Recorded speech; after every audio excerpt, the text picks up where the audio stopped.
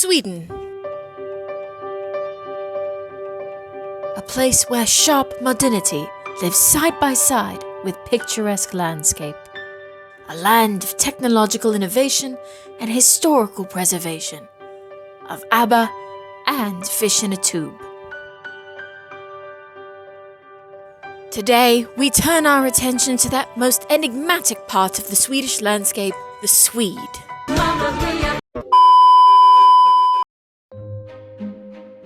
A strikingly modern and stylish people, these descendants of the Vikings continue to follow well-established behavioral patterns deeply ingrained in their cultural DNA.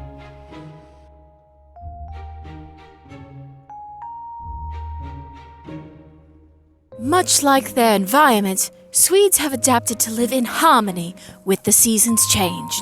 As the winter chill fades and cherry blossoms mark the beginning of spring, a true Swedish summer will not begin until it is marked by a particularly unusual event.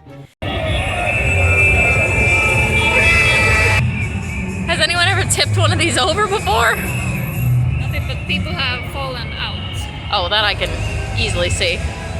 We can easily mark the migration of thousands upon thousands of young people with the passing of their sailors' caps. Hey! But these are not military members, but rather high school graduates. These celebrations will continue for many days before the teens eventually fade off into the distance to continue their partying the hell away from the rest of us.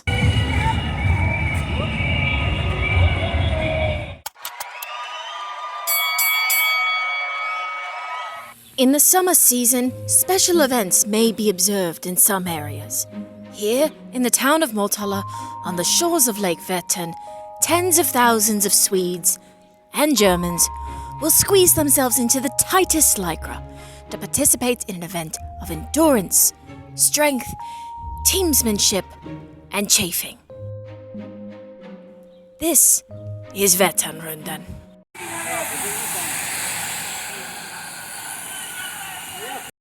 Thousands of cyclists will gather in the pre-dawn chill, which is incredibly impressive considering the fact that the sun gets up at like 4 in the morning here.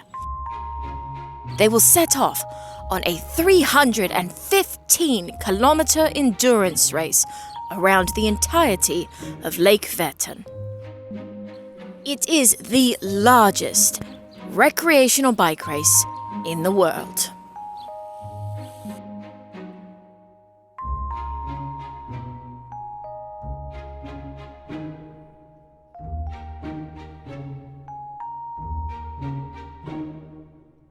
Already put the microphone away, but this brings us to today's sponsor.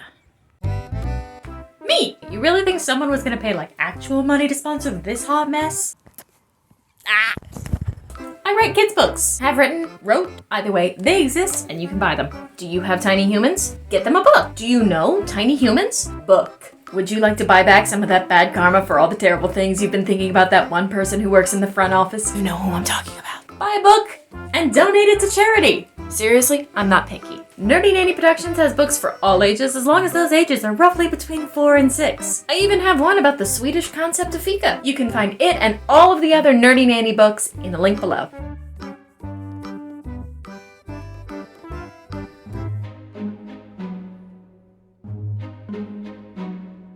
Even in the busiest of cities, green spaces, parks, and secreted little wooded areas can be found dotting the natural cityscape. And it is in these areas that we can truly observe Swedes in their natural environment. As the children frolic in the sunshine and the grass, teens and young adults have a different ritual to observe. This is an annual test of strength, stamina, and judgment. If they judge wisely, these young adults will be rewarded with what is known as a healthy summer glow. If they judge poorly, the result will be excruciating agony.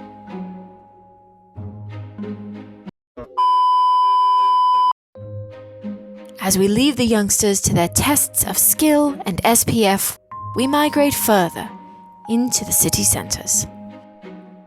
Here, even beyond the limits of the Vätternrundan, we see another inextricable part of the Swedish ecosystem: the bicycle. While a common form of transportation all year long, bicycle populations swell during the scalding summer months, necessary for traversing concrete jungles of the modern Sweden. Though significantly less dangerous than their Dutch or German counterparts, the Swedish bicycle is versatile and requiring pedestrians to tread cautiously.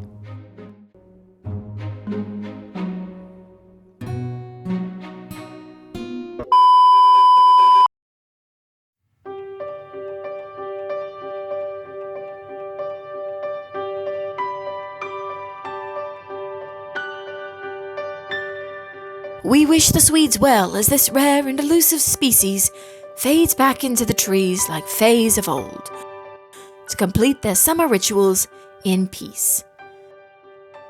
We wish them a speedy recovery, a plentiful supply of Resorb, headache tablets, and sunburn ointment, and a fabulous summer holiday.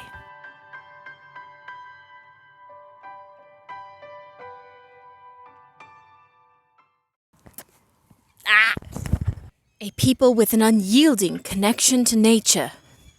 Shut up.